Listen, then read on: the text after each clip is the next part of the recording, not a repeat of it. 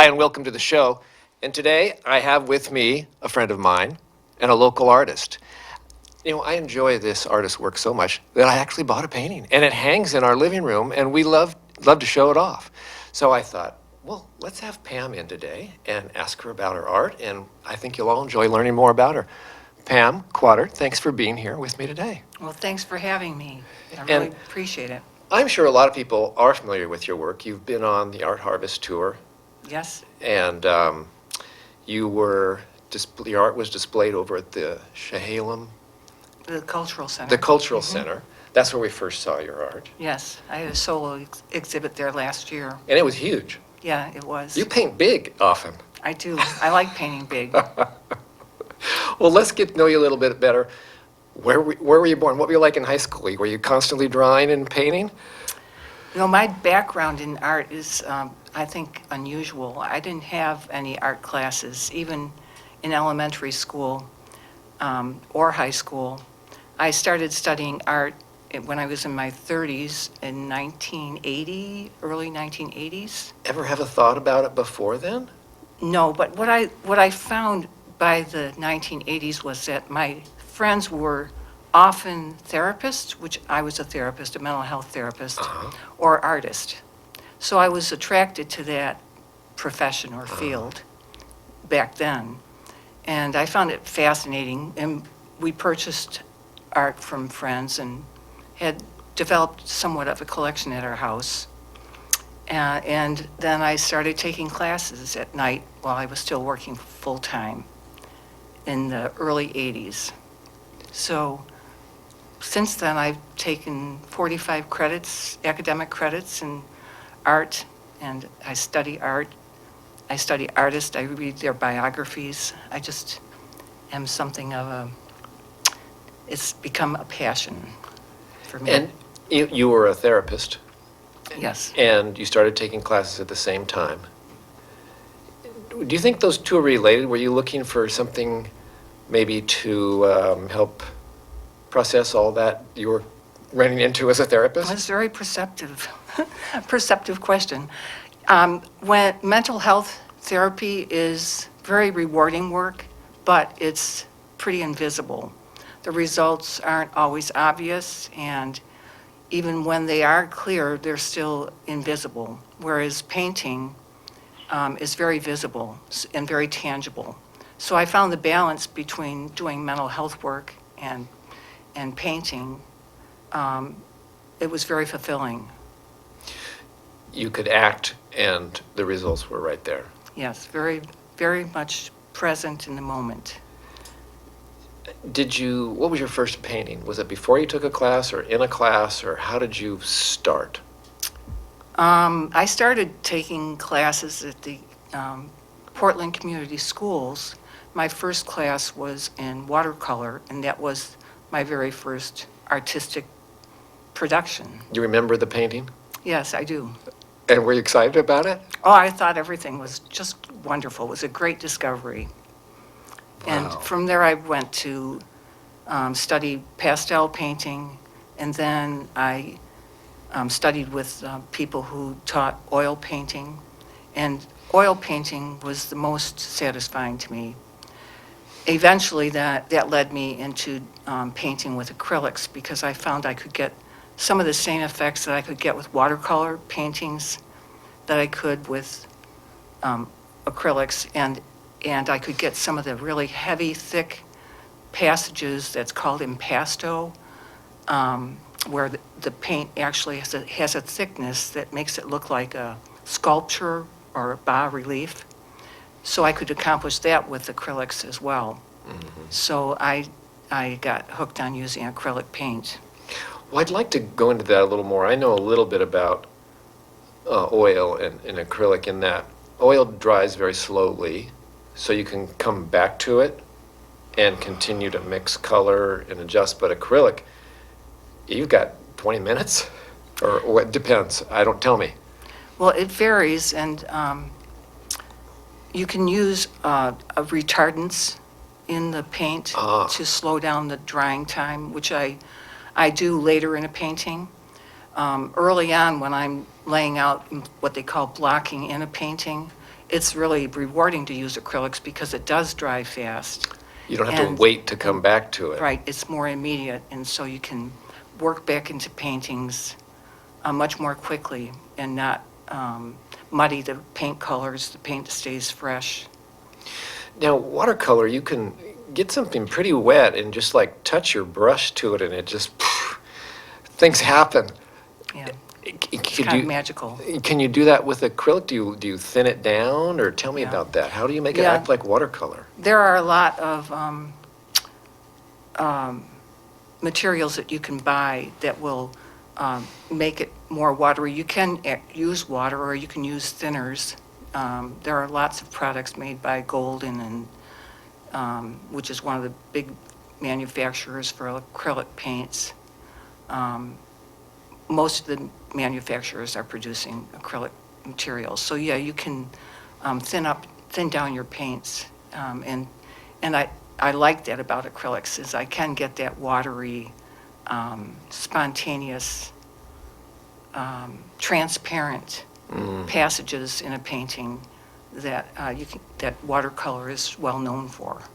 Well, we have a lot of examples of your art that we'll put up on the screen.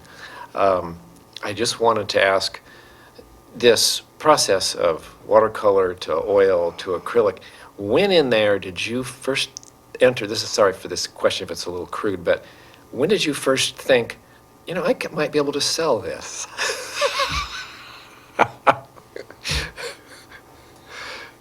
When did that transfer happen from, I'm liking this, to maybe this could be for sale? Boy, I don't remember. Okay, so it wasn't a big moment. No, I was gifting paintings to friends and family when they would say they really liked them, because Yeah. I've painted well over 200 paintings. And that doesn't 200. include my triptychs, which is typically, I do a lot of triptychs. Those are 3 paintings. And you count those as one I in count your those as trip. one. So I've done over 200 paintings. So at first I was giving them to people who visited and really enjoyed and liked them, and it was an easy gift choice for me. And it helped keep my studio less cluttered, which is a problem for our profession. So I think maybe I started selling my paintings when people who I gifted them to must have felt guilty and would send me a check Or they to couldn't- contribute toward my art supplies. Yeah, so it never really occurred to you, it was other people that told you they were going to give you money for Yes, this painting. and then- That's why you don't remember that moment. One of my brothers is a big supporter of my work, and so he's been encouraging me to, over the Market it. past 20 years to, Get a website To and start. go for it. yeah, Or good for him. Where does he live? New Jersey. Okay, are you from New Jersey? No, I'm from upstate New York, near Niagara Falls, a city called Rochester. Sure. So yeah, Rochester's on Lake Ontario. I was raised in a snow belt, and have found the weather in Oregon much more temperate, much more Suitable. easy to be outside 12 months out of the year. There's a beautiful picture on your website of you out in your property painting a very large canvas. It just looks divine. Oh, thanks. Yeah, yeah. Well, they have put up an image here. Why don't we go to it on the screen? Thank you. And, well, we've got 20 pictures we're going to look at today, and you put this one first. So lead us in. Well, I was thinking about, what inspires my paintings. And that's not an easy question to answer, because various paintings were, I created them because of various stimulation. But this particular painting, and many of my paintings, are inspired by the weather, and in particular, by winter, and also a poem called The Snowman, where the quote from the poem is called "A Mind of Winter." And that's what this painting represents. I was out on a snowy day looking at apple tree that I call our winter apple tree because it holds apples all winter long and feeds the birds.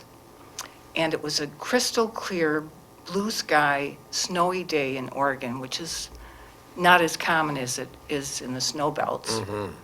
And the beautiful yellowish pink apples on the tree with the snow sparkling around was like a rainbow effect. And I came back to the house wanting to recapture that experience. And it led to that painting. And so this is I another. just want to say I was there. I mean, that is amazing. I love the Mind of Winter. Is that the name of the poem? The name of the poem is Snowman, Snowman. Yeah. but that's a line from within the poem. Yeah. Beautiful. All right. And here we have a. And so that also was inspired by winter snows, and I was looking at the Oregon Coast Range when I painted that. And again, I was trying to capture the experience of the snow sparkling in sunlight. And if you really look, there the blues and the lavenders and whites and golds Yeah. just sparkle. And I was trying to recreate that in this painting. Beautiful. So this painting also was, I call that Deep Winter. It's a triptych. And again, it was the colors of snow. I enjoyed snow play as a child. It was a great escape for me. And so snow has a special meaning to me. This particular triptych is now hanging at the Cultural Center. I was invited to display it in a new wing of their building that they've opened up for bridal events and for play. So it's a room used by the people in the plays at the Cultural Center to get dressed in costumes or for bridal parties to prepare for their weddings. So it's hanging on a large wall. That particular piece is over 6 feet wide. Now that last one, it looked like the similar location to the first one. Is that from your house? Yes. Okay. Yeah, and that's, again, the Coast Range with Ribbon Ridge in the foreground. Uh-huh. This was inspired by one year I was really taken with zinnias. And so I was studying the life cycle of zinnias and how the seeds form, what the spectacular colors of the flowers are, and then what happens when the seeds drop. So I was trying to recreate that in this triptych, which it won a first place award at the Aurora art show a couple of years ago. Wonderful. So that's another triptych that is framed in something that I've been doing recently. They're called floating frames.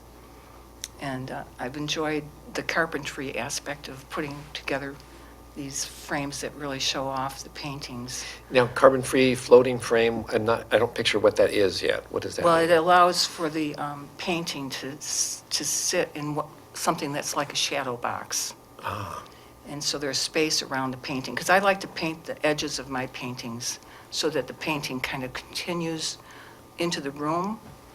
And then I hate to cover it up with a frame.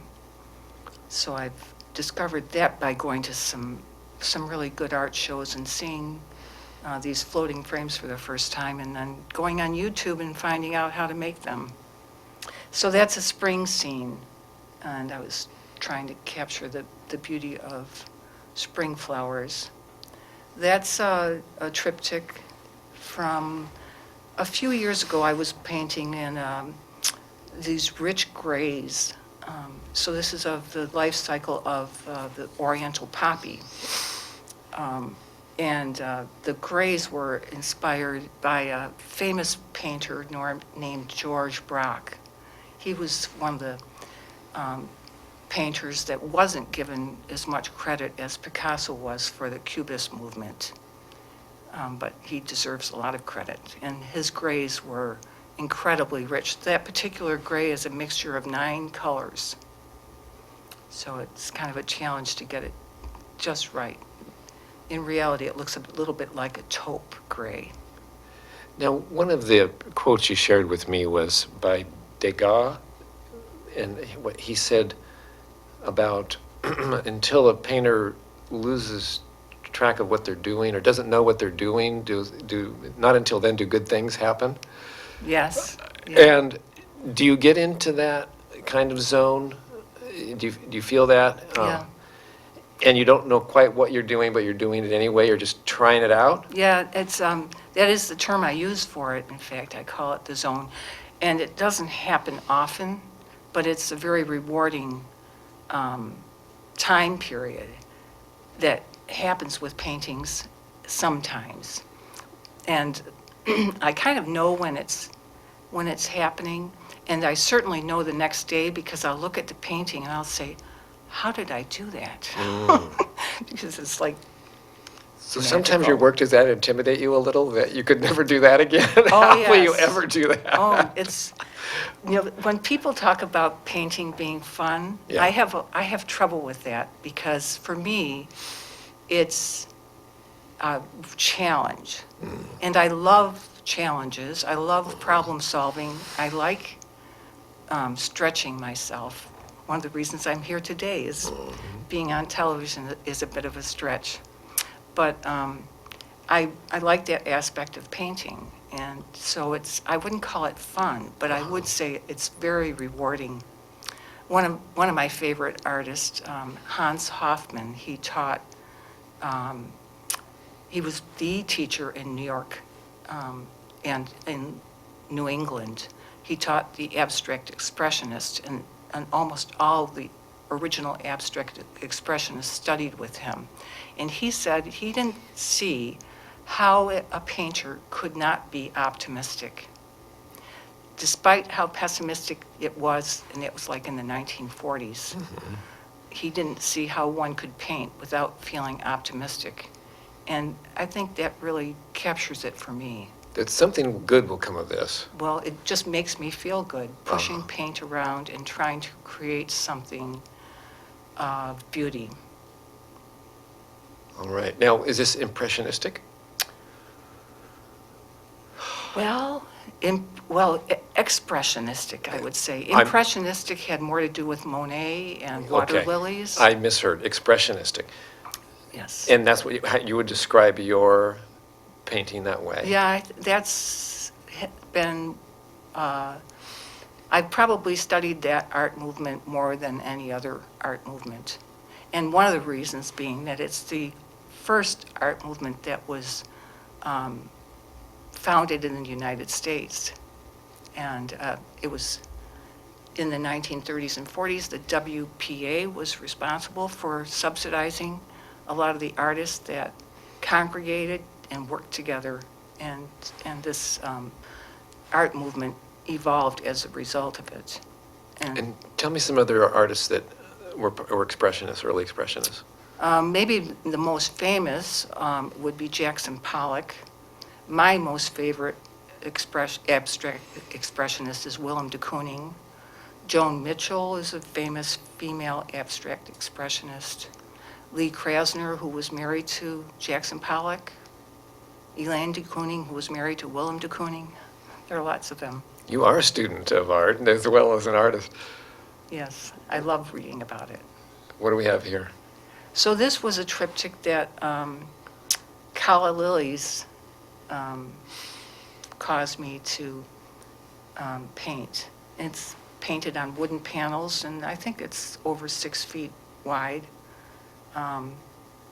It reminds me of one of the struggles of when I paint is trying to have an image not be suspended in space, but to create a foreground and then a background to keep the eye moving, to keep the viewer involved in looking in and out of a painting.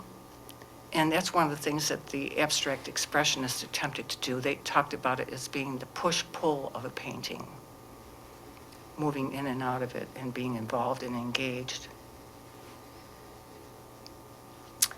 I wanted to show one of my figurative paintings. I take life drawing classes with people. It used to be at Linfield, and now I've been taking them at the Chehalem Cultural Center. We hire models and draw from life, and then I clothe them and put them into paintings. So it's a bit of a challenge, but I enjoy that challenge. What's going on here? What's the feeling, the mood? What was in your mind here?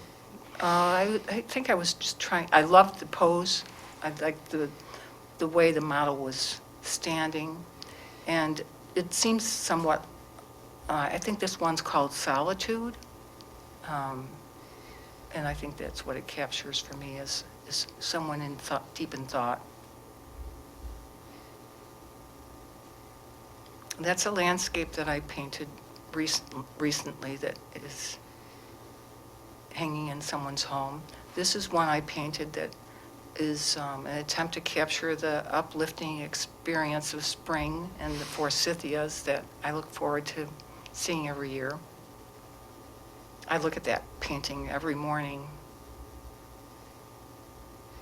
This is a large painting, 6 feet tall by 3 feet wide, and it's of a very special tree that has a common trunk, and then it has two trunks that come off of that common trunk. This is where you live?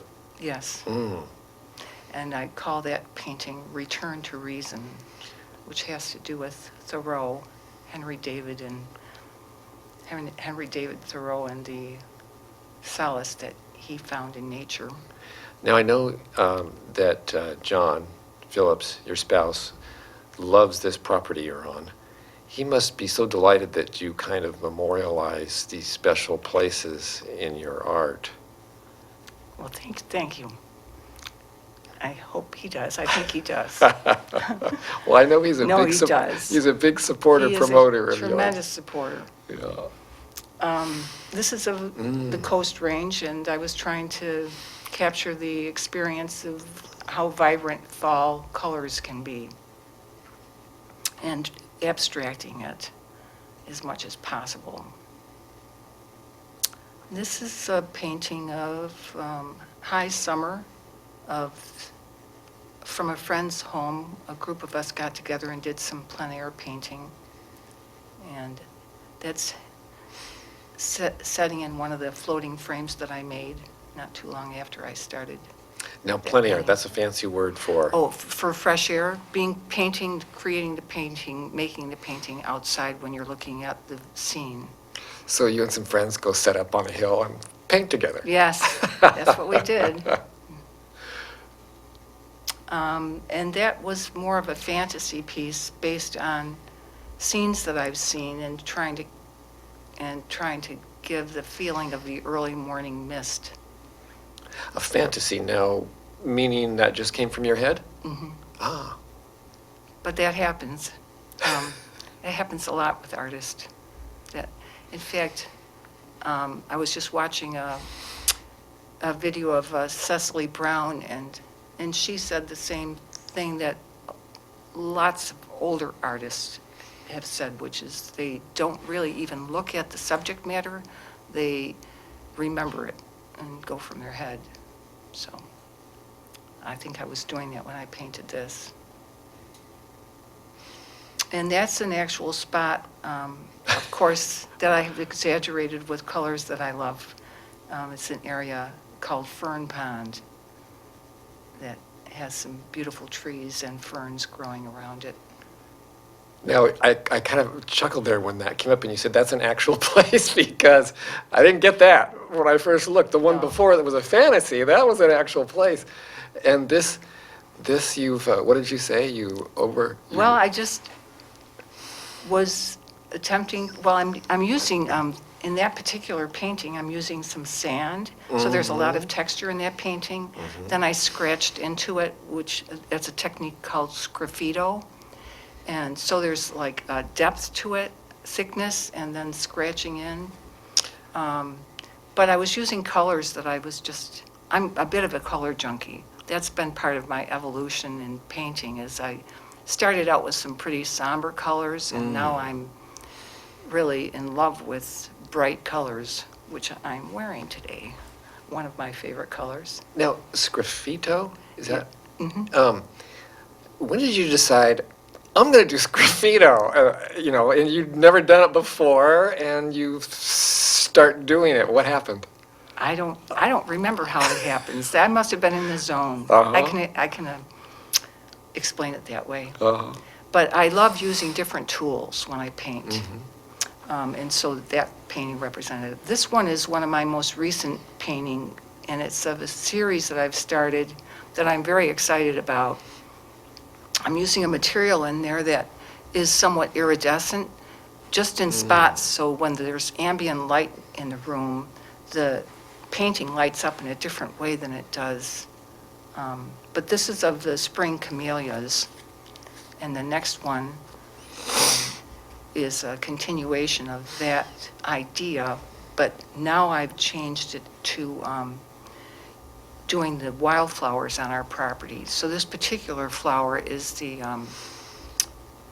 Fawn Lily, or it's called the Oregon trout lily, and they're spectacular in the spring. Now I'm getting there in a So- vase? Yes, Okay. I'm looking forward to getting back to the next one in that series, which is, I've started. So there's two there so far. Yeah, actually, there was a third one that's already sold right away. Okay. This is a landscape, a cityscape, and I was experimenting with some different tools.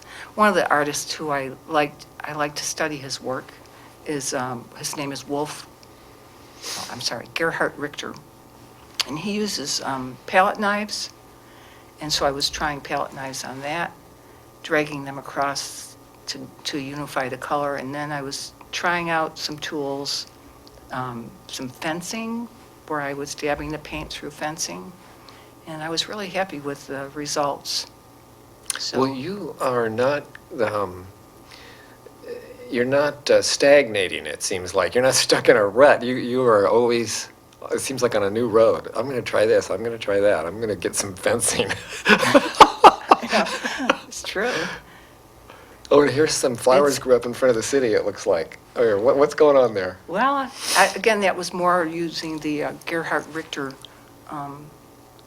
squeegee, they call it, paintings. Uh-huh. But then I interjected the screening on that to give it more texture, to give it some depth, because large colors, large sections of color read foreground, and little tiny dots read background, so I was trying to get that push-pull that I talked about with, in the painting. Yeah, sure, you get a By lot of doing foreground that. and background there, that's for sure.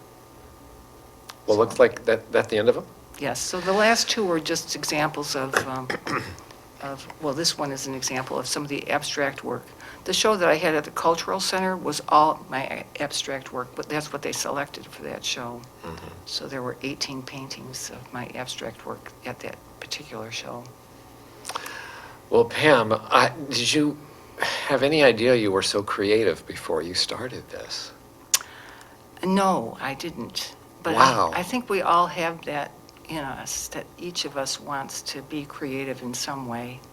And I had the good fortune to work in mental health and to begin to understand that, and then to